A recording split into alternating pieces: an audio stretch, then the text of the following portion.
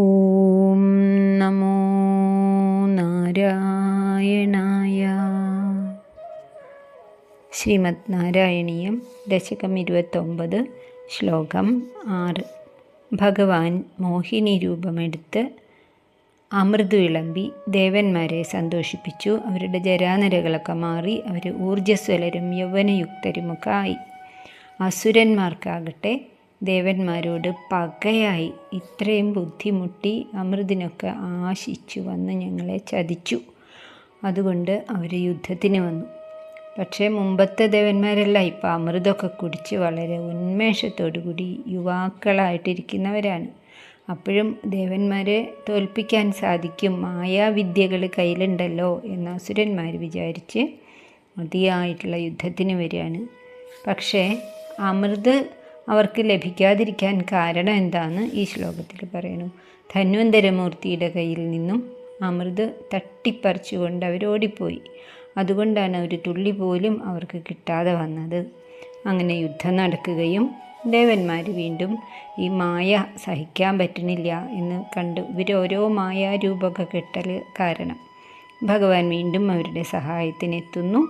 അങ്ങനെ ബ്രഹ്മാവിൻ്റെ നിർദ്ദേശപ്രകാരം നാരദമുനിയുടെ അപേക്ഷാപ്രകാരം യുദ്ധം അവസാനിക്കുകയും ചെയ്യുന്നു. ശ്ലോകം നോക്കാം. ത്വത്ത സുധാഹരണയോഗ്യഫലം പരേഷു ദത്വാഗതേ ത്വയി സുരൈ ഖലു തേ വ്യഗൃഹ്ണൻ ഘോരേ അധമൂർച്ഛതിരണേ ബലിദൈത്യമായ വ്യാമോഹിതേ സുരഗണേ ത്വമിഹ ആവിരാസി. ഭഗവാൻ വീണ്ടും അവതരിക്കുകയാണ് അവിടെ. ത്വത്ത എന്ന് പറഞ്ഞാൽ ഭഗവാനെ അങ്ങയുടെ കയ്യിൽ നിന്നും അധ പിന്നീട് സുധാഹരണയോഗ്യഫലം പരേഷു അമൃത് ഭഗവാന്റെ കയ്യിൽ നിന്നും തട്ടിപ്പറിച്ച് ഓടാൻ മാത്രം ധിക്കാരം കാണിച്ച അതിന് അർഹിക്കുന്നതായ ഫലം, യോഗ്യഫലം പരേഷു ദേവന്മാരുടെ ശത്രുക്കളായിട്ടുള്ള അസുരന്മാർക്ക് ദത്വ ഭഗവാൻ നൽകി, അവർക്കൊന്നും കൊടുത്തില്ല. ത്വയി ഗതേ അതിനുശേഷം അങ്ങ് ഗരുഡാരൂഢനായിട്ട് മറയുകയും ചെയ്തു. ഗതേ പോയപ്പോൾ തേ സുരൈ ആ അസുരന്മാർ ദേവന്മാരോട് വ്യഗൃഹ്ണൻ യുദ്ധം ചെയ്തു. വിഗ്രഹം യുദ്ധം, വ്യഗൃഹ്ണൻ യുദ്ധം ഭയങ്കരമായിട്ട്, ഘോരേ ഭയങ്കരമായ യുദ്ധം ചെയ്തു. രണേ മൂർച്ഛതി യുദ്ധം ഭയങ്കരമായിട്ട് വരികയാണ് ചെയ്തത്, മൂർച്ഛിച്ചു. ആ സമയത്ത് സുരഗണേ സുരന്മാർക്ക് ധൈര്യവും ശക്തിയും ഊർജ്ജസ്വലതയൊക്കെ കൂടിയെങ്കിലും ഈ മായ സഹിക്കാൻ പറ്റാതായി.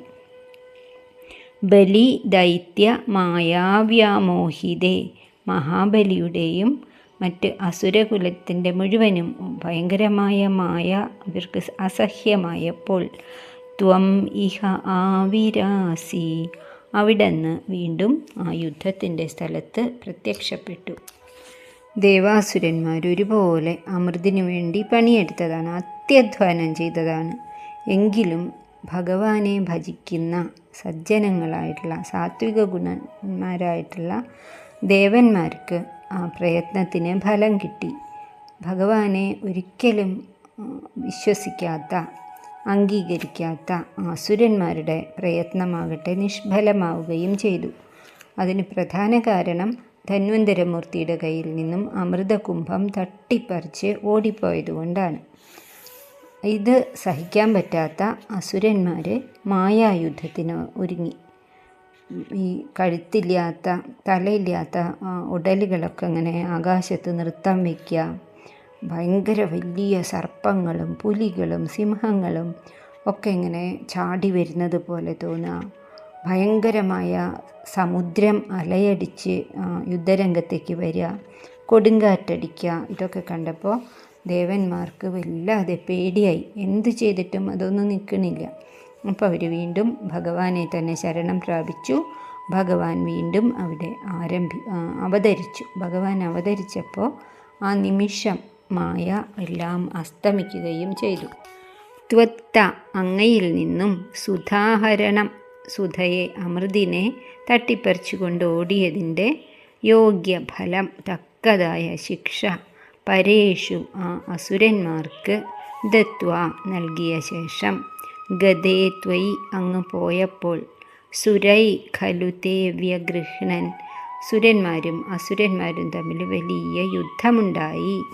ഘോരേ അധ മൂർച്ഛതി രണേ യുദ്ധം അതിഭയങ്കരമായി മൂർച്ഛിച്ചപ്പോൾ ബലിദൈത്യമായ അസുരന്മാരും മഹാബലിയും പ്രയോഗിച്ച മായകളാൽ വ്യാമോഹിതേ സുരഗണേ മോഹിതരായി അതിനെ സഹിക്കാൻ പറ്റാതായ ആ സുരഗണം പ്രാർത്ഥിച്ചതുമൂലം ദേവന്മാർ ഭഗവാനെ വീണ്ടും വിളിച്ച് കരഞ്ഞപ്പോൾ ത്വം ഇഹ ആവിരാസി ഭഗവാനെ അങ്ങ് വീണ്ടും അവിടെ പ്രത്യക്ഷപ്പെട്ടുവല്ലോ. അടുത്ത ശ്ലോകം കൂടി നോക്കാം. 7ാമത്തെ ശ്ലോകം. യുദ്ധത്തിൽ ഭഗവാനും പങ്കെടുക്കുകയാണ്. കാലനേമി തുടങ്ങിയിട്ടുള്ള മാലി എന്നൊക്കെ പറയുന്ന വലിയ വലിയ ശക്തന്മാരായിട്ടുള്ള അസുരന്മാരുണ്ട്. അവരെയൊക്കെ ഭഗവാനാണ് വധിക്കുന്നത്. ദേവേന്ദ്രനും കുറേ ആൾക്കാരെയൊക്കെ വധിച്ചു. എന്നാൽ നമുജി എന്ന് പറഞ്ഞ് അതിശക്തനായിട്ടുള്ള ഒരു അസുരനുണ്ടായിരുന്നു. അദ്ദേഹത്തിനെ വധിക്കാൻ ഇന്ദ്രന് കഴിഞ്ഞില്ല. എത്ര ശ്രമിച്ചിട്ടും കഴിഞ്ഞില്ല. വജ്രായുധം പ്രയോഗിച്ചപ്പോൾ വജ്രായുധം താഴെ വീഴുകയാണ് ചെയ്തത്. നമുജിക്ക് കഴുത്തിലെ തൊലി പോലും മുറിഞ്ഞില്ല. അതുകൊണ്ട് ഇന്ദ്രൻ വല്ലാതെ സങ്കടപ്പെട്ടു. വജ്രായുധത്തിനെ കൊണ്ടൊന്നും ഇനി കാര്യമില്ലല്ലോ, എന്താ ചെയ്യാന്ന് വിചാരിച്ചപ്പോൾ ഒരു അശരീരി കേട്ടു. ഈ നമുജിക്ക് വലിയ ഒരു വരം കിട്ടിയിട്ടുണ്ട്. നനഞ്ഞതുകൊണ്ടും ഉണങ്ങിയതുകൊണ്ടും നമുജിയെ സ്പർശിക്കാൻ പറ്റില്ല, ഒരു ഉപദ്രവവും ചെയ്യാൻ സാധിക്കില്ല. അപ്പോൾ ദേവേന്ദ്രൻ ഏകാഗ്രമായിട്ട് ധ്യാനിച്ചു ഇനി എന്താ ചെയ്യാന്ന്. അപ്പോൾ ഒരു അശരീരി കേട്ടു. ഇദ്ദേഹത്തിന് മനസ്സിലിങ്ങനെ തോന്നി, ഇദ്ദേഹത്തിനെ സമുദ്രത്തിലെ നുര പത അതുകൊണ്ട് വധിക്കുക എന്ന് പറഞ്ഞു. നുര ഇങ്ങനെ കുറേ ആവുമ്പോൾ കട്ടയാവും അത്രേ. തണുത്തതുമല്ല നനഞ്ഞതുമല്ല ഉണങ്ങിയതുമല്ല. അങ്ങനെ ആ ഒരു നുര ആയുധമാക്കിയിട്ടാണ് യുദ്ധം ചെയ്ത് വീണ്ടും തുടങ്ങിയത്, നമുജിയെ വധിച്ചതും. വീണ്ടും ഭയങ്കരമായ യുദ്ധമുണ്ടായി. അസുരന്മാരുടെ കുലം തന്നെ നശിച്ചു പോകും എന്ന ഘട്ടം വന്നപ്പോൾ ബ്രഹ്മാവ് പറഞ്ഞു, എല്ലാത്തരം ജീവികളും ഈ ലോകത്തിൽ വേണം, അതുകൊണ്ട് നാരദരെ ഉടനെ പോയി യുദ്ധം നിർത്തൂ എന്ന് പറയുകയും നാരദർ വന്ന് അപേക്ഷിച്ചത് മൂലം യുദ്ധം അവിടെ നിർത്തുകയാണ് ഉണ്ടായത്. ശ്ലോകം നോക്കാം. ത്വം കാലനേമിം അധമാലിമുഖാൻ ജഖന്ത ശക്രോ ജഖാന ബലിജംഭവലാൻ സപാകാൻ ശുഷ്ക ആർദ്ര ദുഷ്കരവധേ നമുചൗ ചലൂനെ ഭേനേന നാരദഗിരാ ന്യരുണോ രണം തം. അർത്ഥം നോക്കാം. അധ അനന്തരം ത്വം കാലനേമിം മാലിമുഖാൻ ജഖന്ത ഭഗവാനെ അങ്ങും ആ യുദ്ധത്തിൽ പങ്കെടുത്തു. കാലനേമി, മാലി തുടങ്ങി പ്രമുഖരായിട്ടുള്ള അസുരന്മാരെയൊക്കെ ജഖന്ത അവിടെ നിന്നല്ലേ വധിച്ചത്.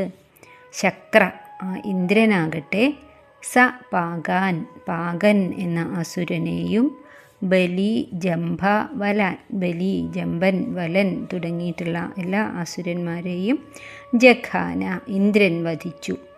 ശുഷ്ക ആർദ്ര ദുഷ്കരവധേ ശുഷ്കമായതുകൊണ്ടും ആർദ്രമായതുകൊണ്ടും വധം ദുഷ്കരമായിട്ടുള്ള, അതായത് ഉണങ്ങിയതുകൊണ്ടും നനഞ്ഞതുകൊണ്ടും കൊല്ലാൻ പറ്റാത്ത ആ വരം നേടിയിട്ടുള്ള നമുചൗ നമുജി എന്ന അസുരനെ ഭേനേന സമുദ്രത്തിലെ പത കൊണ്ട് അല്ലെങ്കിൽ നുര കൊണ്ട് ലൂനേച്ച ഇന്ദ്രൻ വധിക്കുകയും ചെയ്തു. ലൂനെ കൊന്നു. നാരദഗിര ആ സമയത്ത് അസുരന്മാർ വളരെയധികം ഇല്ലാതായി തുടങ്ങിയപ്പോൾ നാരദഗിര നാരദൻ്റെ വാക്കുകൾ കൊണ്ട് ബ്രഹ്മാവാണ് നാരദരോട് പറഞ്ഞത്. അങ്ങനെ നാരദർ വന്ന് ഇനി മതി നിർത്തൂ, അസുരഗണം ഇല്ലാതായിപ്പോകും എന്നൊക്കെ പറഞ്ഞപ്പോൾ ത്വം രണം ന്യരുണ അങ്ങ് തന്നെ പറഞ്ഞതുകൊണ്ട് ആ യുദ്ധം അവിടെ ന്യരുണ നിരോധിതമായി നിർത്തുകയും ചെയ്തു. അപ്പോൾ അസുരന്മാരുടെ പ്രിയപ്പെട്ട ഗുരുവായിട്ടുള്ള ശുക്രാചാര്യർ അവിടെ എത്തി സഞ്ജീവനി മൃതസഞ്ജീവനി എന്ന വിദ്യ കൊണ്ട് തൻ്റെ ആൾക്കാരെയൊക്കെ അസുരന്മാരെയൊക്കെ ജീവിപ്പിച്ചു. മഹാബലിയെ അദ്ദേഹം ഇങ്ങനെ തടവി മഹാബലിക്ക് സകല ഐശ്വര്യവും ബലവും ബുദ്ധിശക്തിയും ഒക്കെ വീണ്ടും ഉണ്ടാവുകയും ചെയ്തു. മഹാത്മാവായിട്ടുള്ള ആ ബലി ഇങ്ങനെ ഒരു യുദ്ധമുണ്ടായതിലും സങ്കടങ്ങൾ വന്നതിലും ഒട്ടും നിരാശപ്പെടുകയും ഉണ്ടായില്ല എന്നൊക്കെ ഭാഗവതത്തിൽ പറയുന്നു. ഭഗവാനെ അങ്ങ് അങ്ങനെ യുദ്ധരംഗത്ത് വന്നപ്പോൾ മാലി, സുമാലി തുടങ്ങിയ ഭീകരന്മാരായിട്ടുള്ള അസുരന്മാരെയൊക്കെ നിഗ്രഹിച്ചു. ദേവേന്ദ്രനാവട്ടെ പാകൻ, ബലി, ജംഭൻ, വലൻ തുടങ്ങിയവരെയും ഹനിച്ചു. എന്നാൽ ഉണങ്ങിയതുകൊണ്ടോ നനഞ്ഞതുകൊണ്ടോ ഒരിക്കലും കൊല്ലാൻ സാധിക്കില്ല എന്ന് വരം നേടിയിട്ടുണ്ടായിരുന്ന ആ നമുജിയുടെ മേലെ ഇന്ദ്രൻ എത്ര ശ്രമിച്ചിട്ടും വധശ്രമം വിജയിച്ചില്ല. വജ്രായുധം പോലും നിഷ്ഫലമായി. അപ്പോഴാണ് അശരീരി കേട്ടതും ഈ നമുജിയെ നനവില്ലാത്തതും ഉണക്കല്ലാത്തതുമായ ഒരു വസ്തു കൊണ്ടേ കൊല്ലാൻ പറ്റുള്ളൂ എന്ന് പറഞ്ഞു. അങ്ങനെ സമുദ്രത്തിലെ പത കൊണ്ട് ഇന്ദ്രൻ നമുജിയെ വധിച്ചു.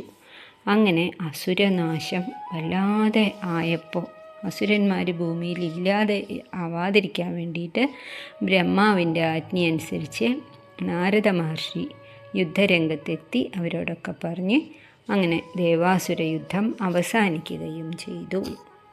ശ്ലോകം ഒന്നുകൂടി നോക്കാം.